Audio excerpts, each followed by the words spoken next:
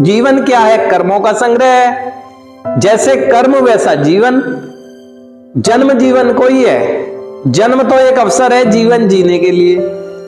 जन्म और मृत्यु के बीच का पार्ट जो है वो जीवन है, जिसको आपने अपने कर्मों से ही खराब किया। तो आपके अंदर आता है कि आपका विनाश नशे से ज्यादा आपकी सोच और आपके कर्मों ने किया है। आप और ग्रोथ करते हैं।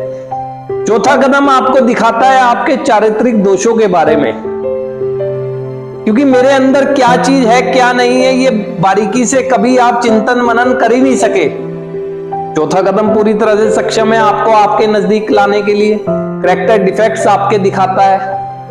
आपको समझ आता है कि बहुत सी चीजें ऐसी थी जो ठीक हो सकती थी लेकिन नहीं हो पाई, क्योंकि आपको उसके बारे में कोई ज्ञान नहीं था।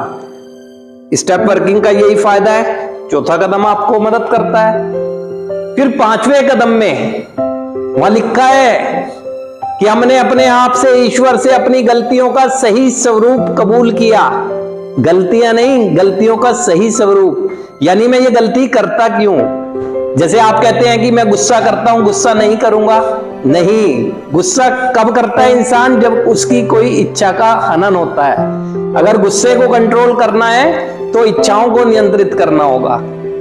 तो वो पांचवें कदम में पता लगता है। छठे सातवें कदम में अगर मैं जब थक चुका होता हूं, अब आगे बढ़ना चाहता हूं, मुझे नहीं पता चल रहा है कि मेरे अंदर अब कमी क्या रह गई है, तो मैं ईश्वर से विनम्रता से प्रार्थना करता हूं कि मेरे अंदर की सारी चारित्रिक कमियों को निकाल दे।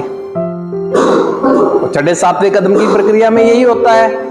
फिर अब मुझे यहां रहते हुए जब 12 कदमों की उपचार पद्धति का हिस्सा बनके मैं रहता हूं, तो मुझे ये पता चलता है कि जाने अनजाने में ही सही मेरे से जो कंसर्न करते हैं ना लोग, उनको एक भावनात्मक क्षति और मानसिक उत्पीड़न मेरे द्वारा हो गया है। अब मैं कैसे ठीक करूं? तो वो क्षति पूर्ति का कदम है।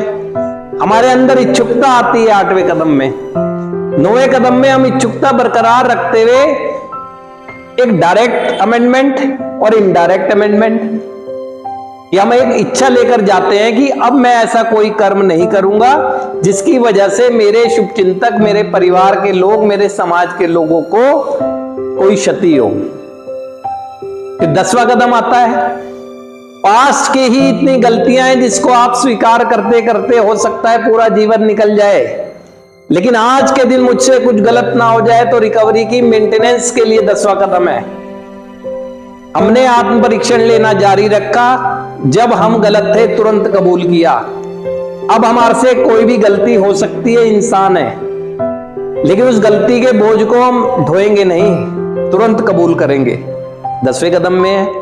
11वें कदम में जब मुझे रास्ता कोई दिख नहीं रहा होता है, तो प्रार्थना और ध्यान के द्वारा मैंने अपनी समझ के ईश्वर से सचेत संपर्क बनाने की कोशिश की, और क्या है उसकी इच्छा मेरे जीवन के लिए। यानी अपने अंतरात्मा की आवाज सुनता हूं कि क्या कहती है वो मेरे आने वाले जीवन के लिए, मुझे क्या करना चाहिए, और जो पहली चीज आती है निकल के वही वास्तव में मेरा लक्ष्य होना चाहिए।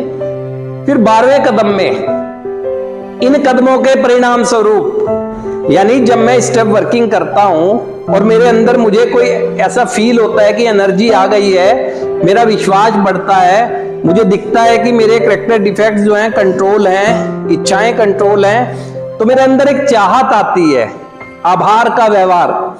तो कैसे प्रकट करूंगा? इन कदमों के परिणाम स्वरूप आध्यात्मिक जागृति होने पर मैंने ये संदेश उस हर व्यक्ति तक पहुंचाने की